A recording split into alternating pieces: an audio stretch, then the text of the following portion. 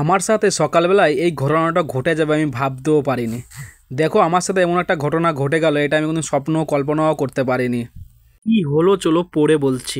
Hello guys, কেমন আছো? আলহামদুলিল্লাহ আমিও খুব ভালো আছি। আজ সকাল সকাল ডিউটিতে যেয়ে আমার প্রথমে কাজ ছিল ক্লিন করা। ক্লিন বলতে কফি শপে আউটসাইড এরিয়াটা, কারণ এখানে প্রচণ্ড নোংরা হয়ে যায়।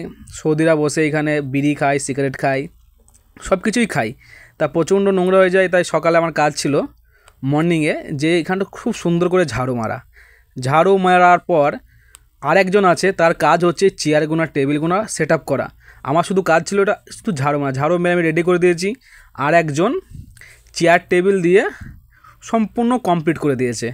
তারপরে যে কফি শপ ওপেনিং হয়ে গেল, একটা দুটো করে কাস্টমার আসতেও লাগলো এবং কফি শপ চালু হয়ে গেল। কিন্তু আমার সাথে যে এই ঘটনাটা ঘটে যাবে এটা আমি ভাবতে পারিনি।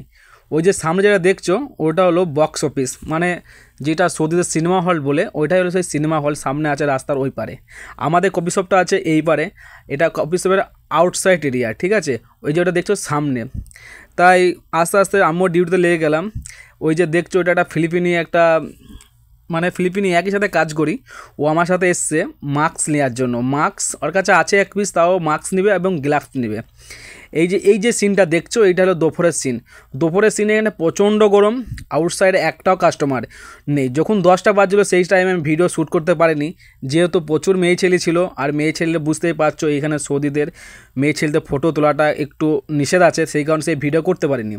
তাই এই যে টাইমটা, সেই টাইমটা বাজছিল ম্যাক্সিমাম ওই 1টা-1.5টার সময়। চেয়ার টেবিলগুলো প্রচণ্ড উলোচুলো হয়েছিল, মানে বিয়েবাড়ি বরযাত্রীর মতন আর কি। যেন একবার আসে চেয়ার টেবিল উলোচুলো হয়ে যায়, সেই চেয়ার টেবিল উলোচুলো হয়ে আছিল। তাই আমার মুদির দেখেছে, আমার মুদির বলছে ভিতরে ছিলাম আমি, আমাকে বলছে বাইরে যেয়ে চেয়ার টেবিলটা ঠিক করে দে। তাই আমি চেয়ার টেবিলটা ঠিক করলাম এবং দেখো খুব সুন্দরভাবে সেট আপ করে দিলাম। চেয়ার টেবিল করার সঙ্গে সঙ্গে, এই যে চেয়ার টেবিল ঠিক করার সঙ্গে সঙ্গে একটা দুটো কাচরা পড়েছিল। যেমন ধরো কাচরা বলতে তেমন কিছু নয়, ওই যে তোমার ওরা যে কফি খায়, কফির গ্লাস, পানির বোতল, এই দুটো জিনিস বেশি পড়ে থাকে। কারণ ওরা খেয়ে দিয়ে গল্প টল্প করে রেখে চলে যায়। ওরা তো বুঝতেই পারছো বড় লোকের ভিআইপি মানুষ, টাকা পয়সা প্রচুর, ওরা তো তুলে ফেলবে না। তাই এটা আমাদেরকে নিয়ে করতে হয়। এইখানে ক্লিনার বলে কেউ নেই, এখানে সবাই বেরেস্তা, সবাই ক্লিনার। এই সিস্টেমটা খুব ভালো। আর পানিটা নষ্ট করতে দিলাম না, যেহেতু গাছ ছিল, গাছের ভিতরে পানিটা ফেলে দিলাম। পানি নষ্ট করলেই তো বুঝতেই পারছো নষ্ট হয়ে যাবে, সেই কারণে গাছটাকে দিলাম, গাছেও কাজে লেগে যাবে। তাই এই হচ্ছে আমার কাজ। এইভাবে আমি দিনটা কাটাচ্ছি। এটা হলো আমার মর্নিং শিফের মানে